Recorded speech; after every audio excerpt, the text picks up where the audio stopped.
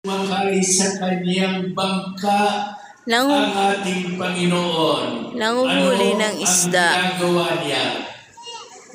Nanguhuli ng isda. Ano ginawa? Nanguhuli ng isda.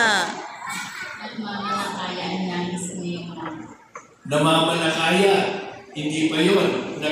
Naghuhuli ng isda. Nila yung kanilang lambat.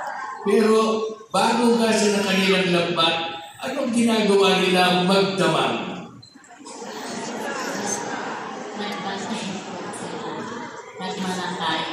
Ayun, nakinig yung mabuti. Namalakaya sila. Marami ba silang nahuli nung namalakaya sila? Wala. Okay. Magdamag. Si Pedro na rin na nagsabi na isang batikang mangingisda. Hindi ordinaryo mangingisda ito. Batikang mangingisda. Ngunit walang nahuli kahit na magdamag na nangisda na malakaya. Ngunit sinabi ni Jesus na pumalaot siya at sabi, ihulog ang mga lambat. Ginawa ba niya yun? Yan. Ngayon, nung ginawa niya, anong kanilang nahuli? Kaunti? Madami. Marami. At dahil doon, halos masira na kanilang mga lalabot, di ba? At tinawag pa nga nila yung mga kasama nila, si Juan at saka si Santiago, mga kasosyo ni San Pedro, ni Simon, at halos hindi magkasya sa kanilang mga bangka, dalawang bangka na. Hindi pa magkasya halos. Tingnan ninyo, ano ang ipinagkaiba?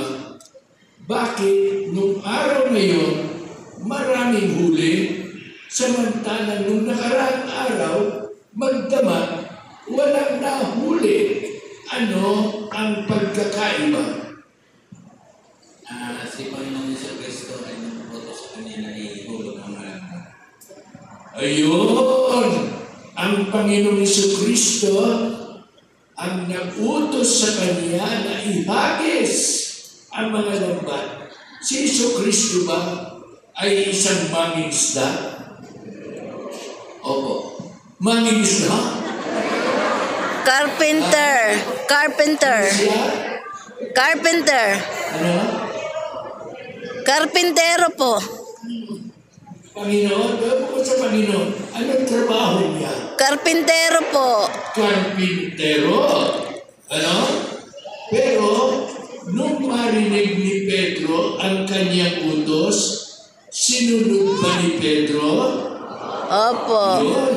At nagbunga ba ang kanyang pagsunod? Ayan. Makikita natin ang kaibahan. Doon nakaraang gabi, magdamag ng isda. Walang huli. Ngayon, naghagis, minsan paghatak, hindi na halos mahatak-hatak, kamuting na masira ang kanilang mga lambat. Ano ang dahilan? Ngayon, kasama na nila si Jesus. At iniutos ito ni Jesus sa kanila. Nakita nyo na? Ibang-iba ang buhay kapag kasama natin si Jesus.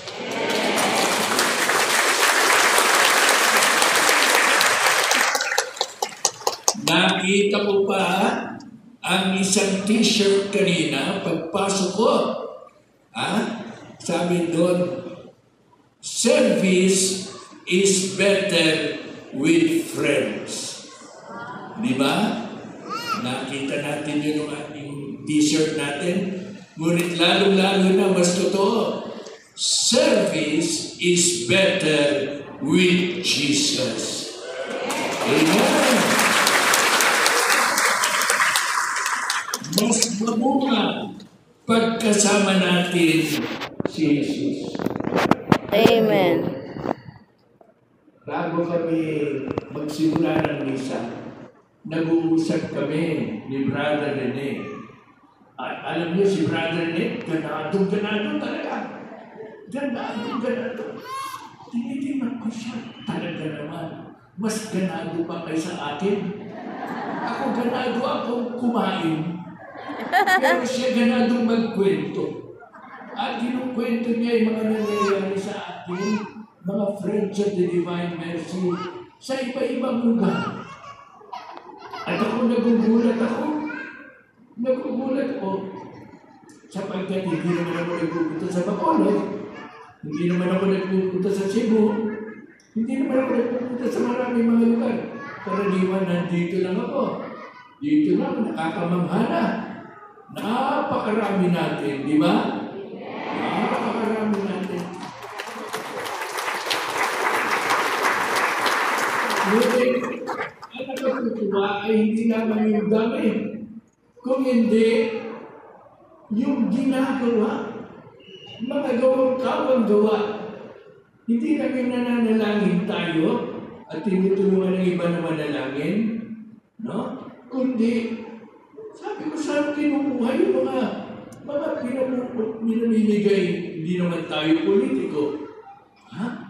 Ang daming nabibigyan ng pagkain, ang daming natutulungan. Ha? Ang daming napapagaling din sa mga ibang lugar. Ha? Saan nagagaling yan? Sabi niya, gawa ho yan ng Panginoon. Yan. Iba pag ang Panginoon ang kumilos.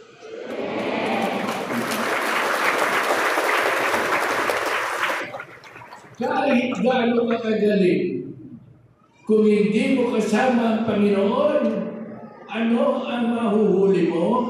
Sabi ni Peter, sabi ni Simon, 0 po. Wala po kaming nahuli. Magdamag kami ng huli. Mga magagaling kaming mangingisda. Pero kami walang nahuli. Ngunit nagulat si Pedro.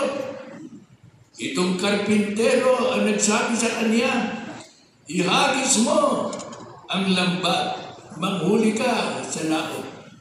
At nung ginawa niya,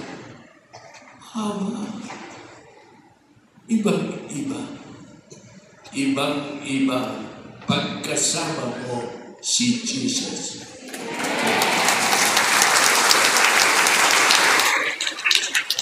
Kaya po yun ang lagi nating unahin na makasama natin si Jesus. Amen. Amen. Nagmano si Lola sa akin, ako dapat na nagmamano sa kanya. Ibang-iba po kapag kasama natin si Jesus. Kanya yun ang una natin uunahin, yun ang uunahin natin, sikapin na tayo ay makaisa ni Jesus. At pagkaisa natin si Jesus, kahit na isang ngiti lang, magbubunga yan. Isang ngiti lang, isang yaya lang, maganyaya ka, magbubunga yan. Isang gawang maganda, magbubunga yan. At hihila ka ng maraming tao, hindi sa iyo, hihila ka at dadalhin mo sila kay Jesus. Yan po ang ating sinabi.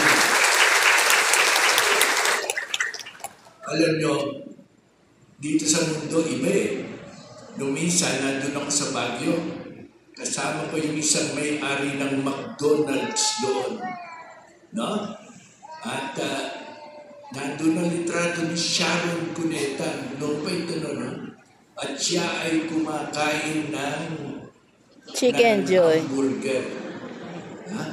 Sabi sa akin yung may-ari ng McDonald's na yun, nabubi siya. Yan, litrato na yan, kung magkano ibinigay kay Sharon? 5 milyon. Oh.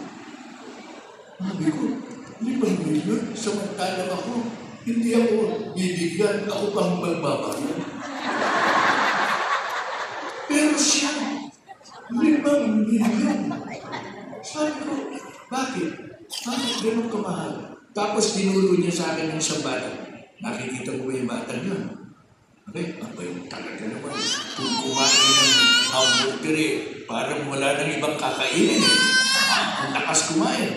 Sabi na, ayan, ha?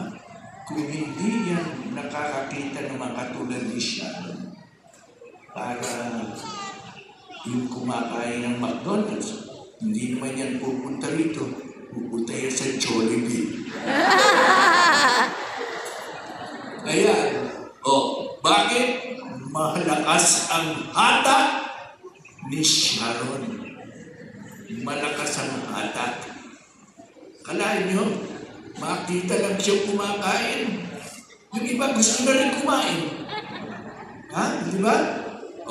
Kayo mga babae dyan, kung marami kayong ginagamit na pampaganda, aminin na ninyo. Ha? Okay? Ngayon, ba't kayo gumagamit ng ganun pampaganda? Kasi nakita ninyo sa advertisement, si ganito-ganong artista gumagamit ng pampuputi. Kaya gumagamit ng pampuputi, gusto mo rin pumuti. Kaya, malakas ang hatak. Pero kung malakas ang hatak ng artista, lalong malakas ang hatak ni Jesus.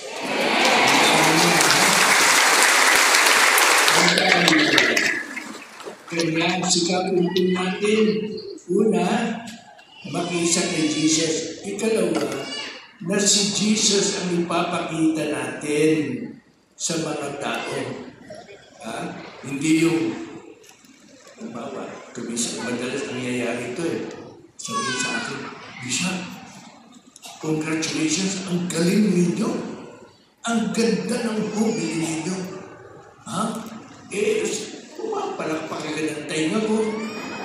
Pero naalaala ko, hindi naman ako yun Ang Panginoon yun. Kaya sinasabi ko na lang, salamat sa Diyos. Yun na sinasabi ko sa kanila. Salamat sa Diyos. Si Makani lang, ano naman magagawa ni Makani? Kamukha lang ako ni Yoyoy William